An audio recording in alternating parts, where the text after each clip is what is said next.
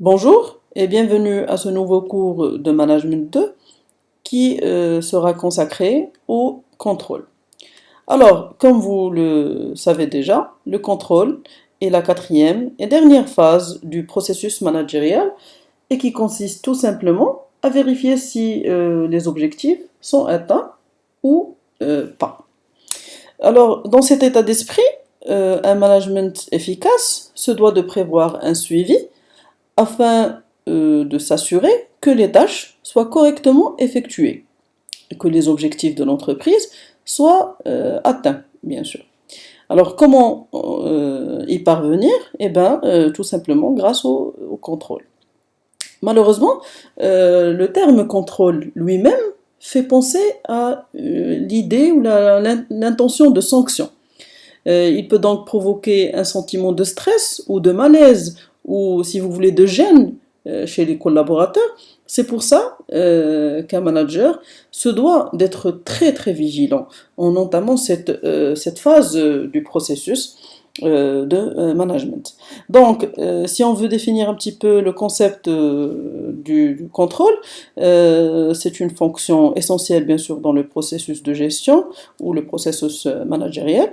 Et aussi, c'est un processus qui va permettre au manager de s'assurer que les actions menées et les résultats obtenus sont conformes aux stratégies qui ont été formulées par l'entreprise, bien sûr sous forme d'objectifs. Le contrôle, c'est aussi le fait de mesurer une action, de l'évaluer, de l'interpréter. C'est aussi le fait de réaliser tout simplement un bilan, d'accord? Pour bien sûr pouvoir par la suite ressortir avec des recommandations et effectuer les redressements nécessaires pour redresser l'activité de l'entreprise et atteindre bien sûr ses objectifs. Donc il faut savoir que dans une entreprise, il existe 3 niveaux de contrôle qui vont venir accompagner bien sûr la pyramide hiérarchique que vous connaissez maintenant très très bien, je suppose. Et bien sûr, pour des actions d'ordre stratégique, nous disposons d'un contrôle stratégique. Pour le top management, après avoir défini les objectifs stratégiques et après avoir pris les décisions stratégiques, il devrait mesurer et contrôler le résultat de ces décisions. Par exemple, le contrôle des parts de marché, l'évolution du chiffre d'affaires, la notoriété de l'entreprise, etc. Alors, ce contrôle stratégique s'appuie énormément sur ce qu'on appelle le contrôle de gestion. C'est un contrôle qui va venir s'effectuer sur les actions d'ordre tactique et qui est considéré comme un processus permettant le pilotage global de l'entreprise et qui va permettre de mesurer au fur et à mesure la réalisation des actions. C'est un outil d'aide à la prise de décision, d'accord? C'est un outil de pilotage qui va essayer de trouver les moyens efficaces ou les moyens optimums pour mieux gérer et maîtriser l'activité de l'entreprise. À titre d'exemple, on a l'adaptation de l'entreprise à son environnement, la gestion de la trésorerie, la gestion financière, le taux de vente, etc. Et nous avons aussi un troisième et dernier niveau qui concerne, si vous voulez, le contrôle d'exécution. C'est un contrôle des tâches opérationnelles.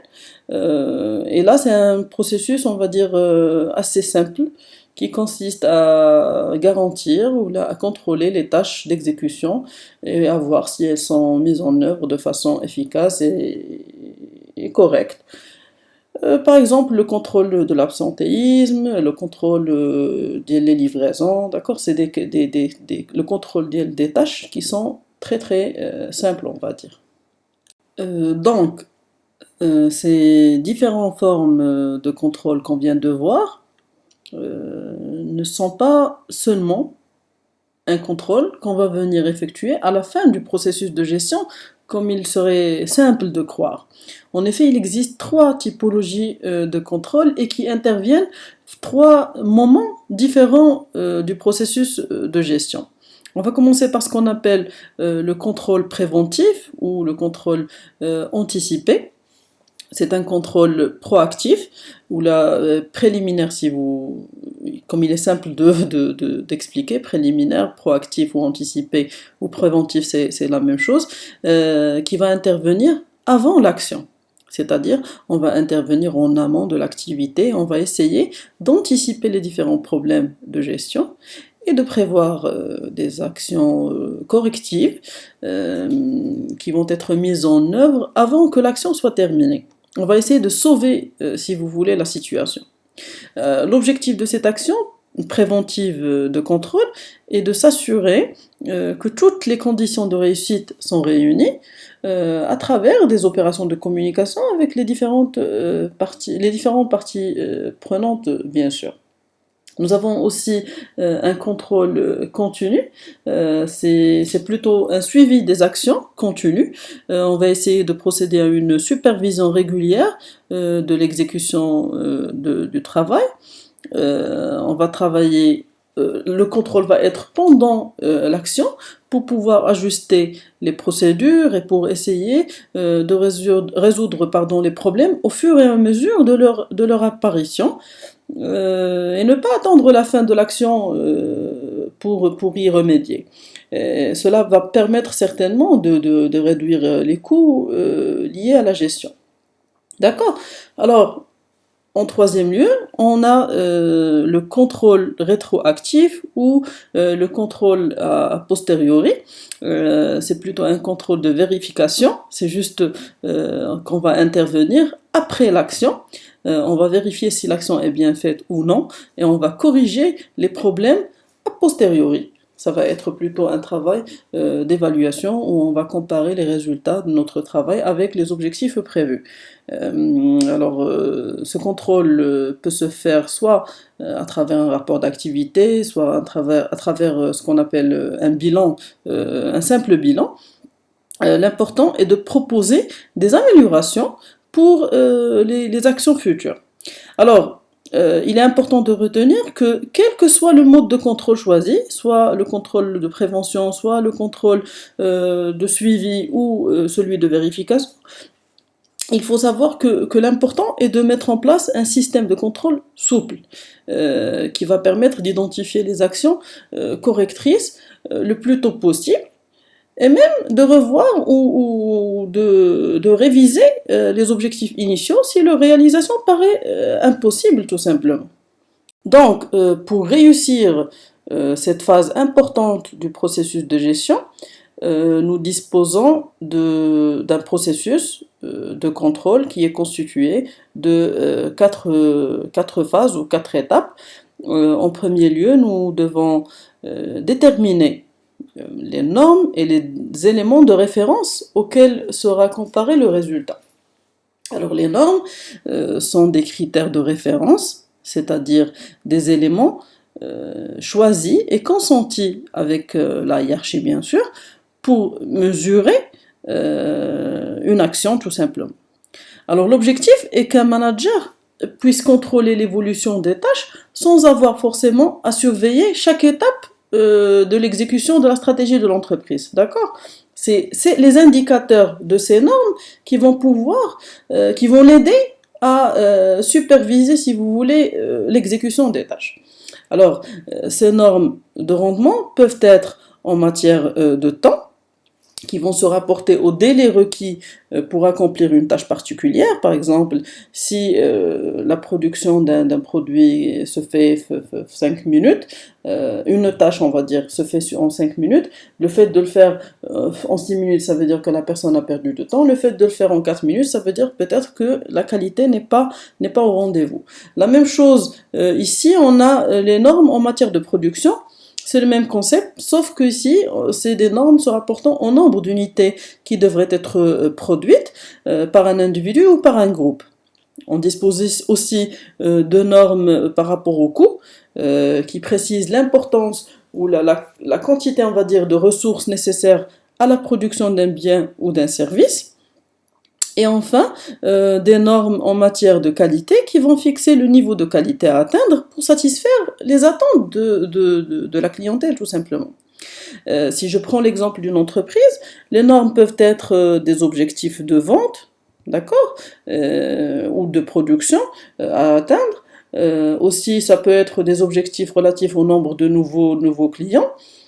Sinon, ça peut être des objectifs de temps de présence ou de temps de travail effectif, c'est-à-dire tout simplement ou là, par rapport au taux d'absentéisme, si vous voulez. D'accord? Alors la deuxième phase concerne la mesure du rendement par rapport aux normes qu'on vient de voir ici. Il s'agit de détecter ou là, de déceler les écarts entre les écarts ou les problèmes bien sûr, avant qu'ils ne soient produits. L'évaluation du rendement est assez facile, puisque on se base sur une technique de contrôle qualitative de gestion qui sont en général informatisés. C'est des outils, on va dire, de gestion usuels. Et on arrive à la troisième étape de contrôle qui est plutôt facile, mais très importante dans le processus de contrôle. En effet, là, il s'agit de comparer les résultats avec les normes déjà établies, la première phase. Et bien sûr, il faut informer notre hiérarchie ou même les parties prenantes des résultats de cette comparaison. Alors, si le résultat correspond à la norme, alors ici on peut dire, là on peut supposer que tout est sous contrôle, tout est bien. Par contre, si les résultats ne sont pas satisfaisants ou ne correspondent pas aux normes établies, alors ici, une quatrième étape s'impose, c'est celle où on va entreprendre des actions correctives tout simplement. Alors, comme je viens de le dire, cette étape devient essentielle si le rendement est inférieur aux normes. Donc, il est essentiel de mettre en place des mesures de correction. Ces dernières pourraient, si vous voulez, entraîner un changement dans une ou plusieurs activités de l'organisation. Et ici, on est devant trois alternatives. On a trois possibilités. D'accord? Soit on doit revoir nos objectifs à la baisse, soit on doit revoir bien sûr nos objectifs à la hausse, si on sous-estime pourquoi pas nos capacités, soit de garder les objectifs intacts et de modifier un ou autre critère intervenant lors de l'exécution du travail. D'accord? C'était le dernier point de ce chapitre concernant le processus du contrôle. On en finit avec le contrôle et ainsi on termine notre partie concernant le processus de management. Je vous remercie de votre attention et je vous donne rendez-vous pour un nouveau chapitre, Inch'Allah.